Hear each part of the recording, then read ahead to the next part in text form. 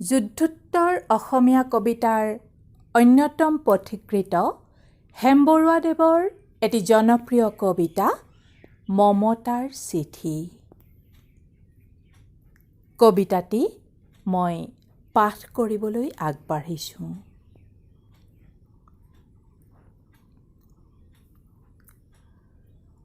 মৰমৰ এয়া মম এডাল জ্বলাই লৈছোঁ, আজি বহু দিনৰ মূৰত তোমালৈ চিঠি লেখোঁ বুলি। বাহিৰৰ উৰুঙা বতাহজাকে মমডাল আহি কোবাইছেহি। চাওঁ, খিৰিকীখন জপাই দিওঁ। 7 বছৰৰ আগৰ কথাবোৰ তোমাৰ বাৰু মনত আছেনে? আমি যে নতুন জীৱনটোৰ পাতনি মেলিছিলোঁ। মোৰ গাত সেই অচিনাকি নিচা বাৰুকৈয়ে লাগিছিল। সিদিনা আছিল কাতিৰ কুঁৱলী সনা এটি কোমল পুৱা। পদূলিত তলসৰা শেৱালিবোৰ উপচি আছিল। আৰু সন্ধিয়া মই তোমালোকৰ ঘৰলৈ নকৈ আহিবৰ দিনা আকাশৰ মেঘৰ মোহনাত হালধীয়া জোনটো নাওখন হৈ আমাক যে ৰিঙিয়াই মাতিছিল তৰাৰ দেশলৈ। মই লোৱা কঁকালৰ ৰঙা ৰিহাখনলৈ তুমি বাৰু তেনেকৈ কিয় একেথৰে চাইছিলা? মোৰ কেনে লাগিছিল জানা? তুমি যেন কোনোবা দূৰ বিদেশৰ স্বপ্নাতুৰ আলোকৰ মানুহ। আৰু মই যেন তল সৰা এপাহ শেৱালি। সেইদিনা মন সাগৰত মোৰ এৰি অহা আৰু আহি পোৱা অলেখ ঢৌৰ কঁপনি জাগিছিল। তোমাৰ জানো এইবোৰ কথা মনত নাই?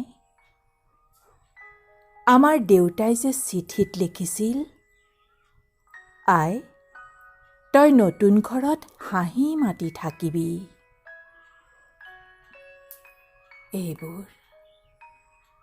এইবোৰ 7 বছৰৰ আগৰ কথা।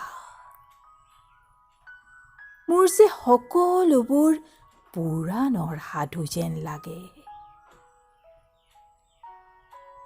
জেঠমহীয়া দেউতাৰ বছেৰেকীয়া হৈ গ'ল। তোমাৰ বাবুল এতিয়া বৰটো হৈছে। তাৰ ওপৰ পাৰিত এধানিমান ডালিম গুটি যেন দাঁত অকণি গজিছে। সি মোক একেবাৰে এৰিকে নিদিয়ে। কেতিয়াবা মোৰ যে ইমান খং উঠে, তুমি নাই নহয় সেইকাৰণে। সি বাৰু মোৰ বগা সাজযোৰলৈ এনেদৰে তধা লাগি চাই থাকে কিয়?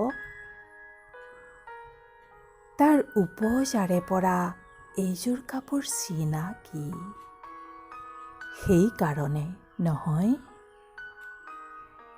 বাবুল এতিয়া বৰটো হৈছে বুজিছা।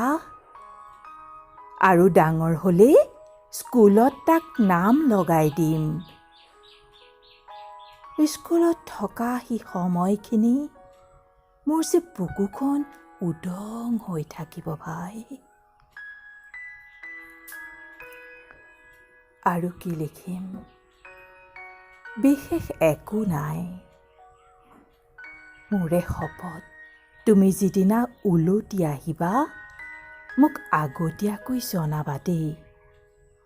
মই ভোগটোৱেদি ফটিয়াই গৈ বুঢ়ালৈতৰ বুকুৰ পৰা তোমাক ৰিঙিয়াই মাতিম। তুমি যিদিনা উলটি আহিবা মোক আগতীয়াকৈ জনাবলৈ নেপাহৰিবা দেই। মৰম ল'বা। ইতি তোমাৰ মমতা। পুনঃ এইবাৰ বুজিছা, মাঘৰ বিহুৰ মেজিৰ জুইকুৰা বৰ ৰঙাকৈ জ্বলিছিল। আমাৰ আইতাৰ কলি ছাগলীজনীৰ 2টা পোৱালি জগিছে, এটা সুজ বগা আৰু আনটো পখৰা।